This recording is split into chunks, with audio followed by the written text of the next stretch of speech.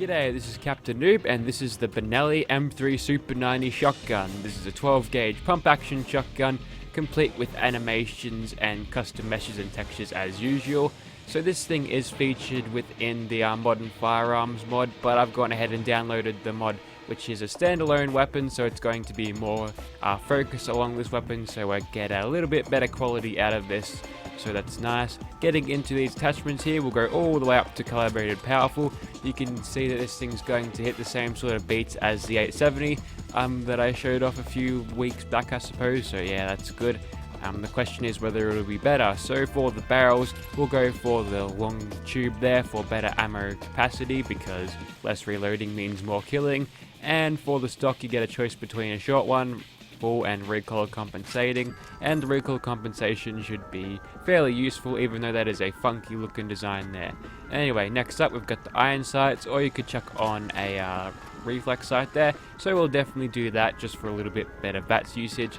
Also, you can make this thing have a choke if you feel like it, or you could put a suppressor on there, which is kind of interesting.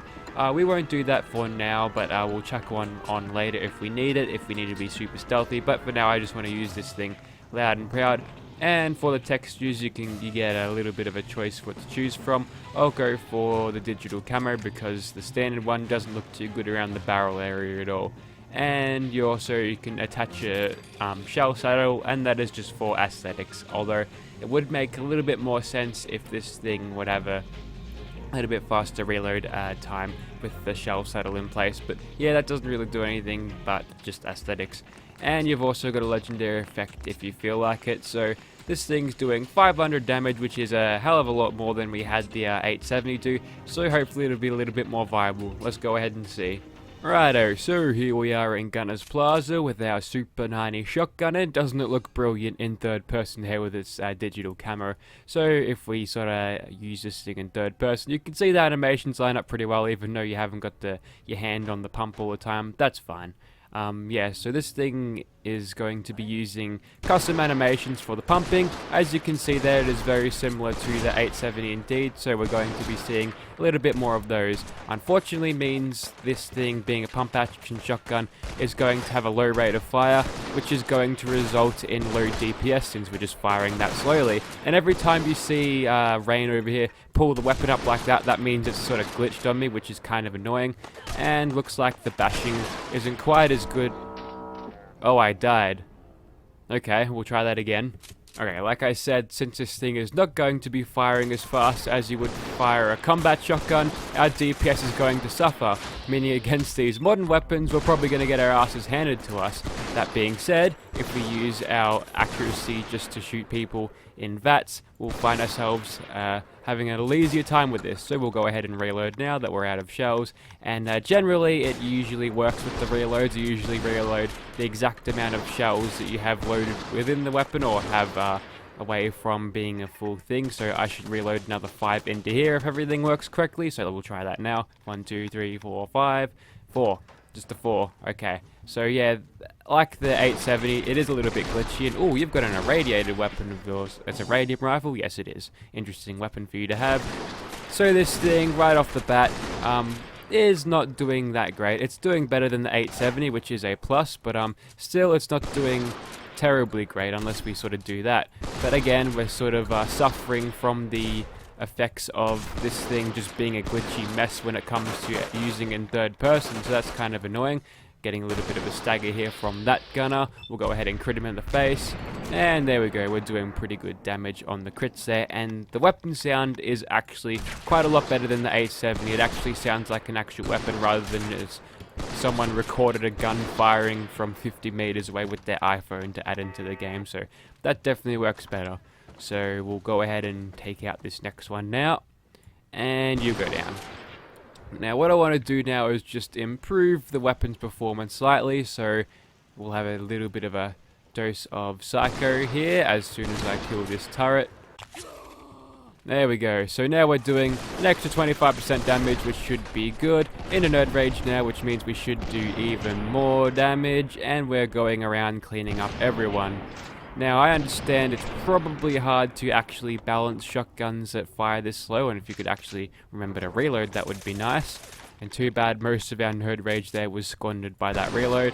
But we can still keep going anyway. The Psycho definitely helping us out a little bit. Alright, we'll go ahead and crit you. Just to the chest. There we go. Now, if you realize how powerful shotguns are in real life, it is absolutely ludicrous that they can survive a blow like that. I mean, it is a video game, but I feel like this thing is still too weak to just judging by how fast it shoots and its reloads and everything. It is really suffering. And also, another radiated weapon, so I'll let you shoot me a few more times just to get some health back. Keep on shooting. Okay. She knows that she's doing bad by shooting me. And the animation's just stopped for a second. I popped the reload button and looks like that one worked properly this time. So we'll get to this gunner here and we'll take her out like that.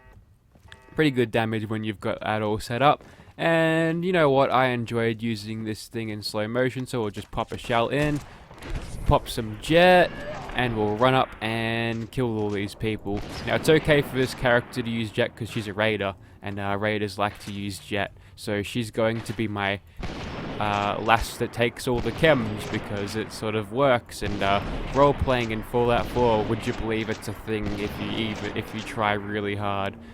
Alright, so with all those gunners taken out, the only thing that stands in our way is a shotgun, and we've got a decent bit of range on this thing, so maybe that's where this thing sort of niche is, and probably a bad time to peek while we're still reloading the thing. But there you have it, that was this thing in Gunner's Plaza, and I think it's a little bit late to get angry, Rain. So there you have it, that was the Super 90 shotgun in Gunner's Plaza. If you're playing against gunners of a high level with lots of armor with modern weapons, you're going to find yourself being outgunned, but taking a few chems is never a bad thing if you want to do just a little bit more damage. We'll move on to Swan now, and I think we'll chuck that suppressor on just to see what it's like. Righto, so there's Swan over there. We've got this thing fitted with a suppressor, which will give us additional damage due to Ace Operator, and it'll also give us a little bit better with the sneaky. So generally we'll like to take out Swan how we usually do, sort of backpedal away and make much use out of the stealth criticals as we can, just to make this a little bit quicker and to do as much damage as we can, because as you know, this guy has like a 40,000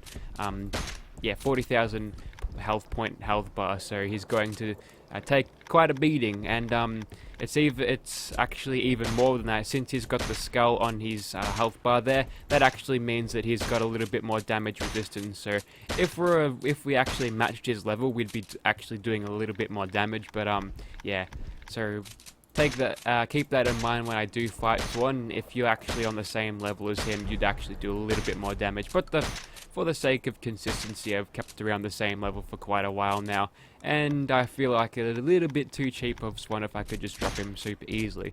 So this thing is apparently so quiet that Swan can't really detect where we are, which is nice. We get heaps of time to let this shoot, and not being smashed with a giant anchor hammer is actually a pretty good way to not die, would you believe. So switch to third person here. We can see this thing's animations in third person and all the times where she fumbles it because the mod is screwed up, which is fun. Now, one of the things just about the pump actions, again, the DPS is just kind of sucky, we all know that, but interestingly, this shotgun in real life is both semi-auto and pump action, so I really wish the modder kind of added that semi-auto functionality, so I wouldn't have to sit to a pump every time. You could just rattle the shots off as fast as you would a combat shotgun, maybe slower. Remember to shoot, Rain. You got to shoot the Swan to kill him. Okay. We'll test this thing out in VATS a little bit. As you can tell there, we're getting pretty decent VATS efficiency for a big old shotgun, so that's good. We'll go for a crit here. This might even drop him if you remember to reload. There you go. Now you're getting it. Yeah, forgetting to reload is the leading cause of death for VATS users, I think. But there you have it. Swan goes down and his big dramatic death animation goes off.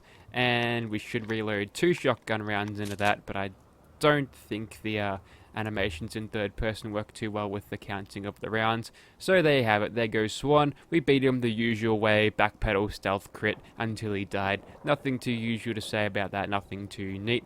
We'll go ahead and move on to something else. Whilst I'm transitioning to my next objective, and there was an explosion over there, I might as well go ahead and just give you an idea of how sort of narrow the spread of these So as you can tell there from those sparks on the bus there, this thing has a pretty tight grouping, even though I haven't actually fitted this thing with a choke. So again, that reinforces my theory that this thing is actually meant to be a little bit more built for range than the shotguns present in the vanilla game. Righto, so here we are at Quincy again. We'll get stuck into these gunners here, and he goes down. So I've fitted this thing with, well, I've taken off the stock now, so now we've got the short thing there, and that'll hopefully give us a little bit better VATS efficiency. And I've also put the covert effect on the covert legendary effect, so yeah, that way we'll be able to do 6.4 times stealth criticals, which is going to be good.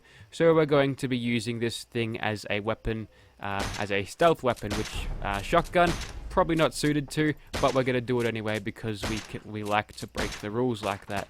Now unfortunately, the stealth thing didn't quite work for you, but you didn't quite detect us before we hit you with a stealth critical, and the weapon sort of broke there, so I had to change my viewpoints to get it working again, back into hidden, which is good.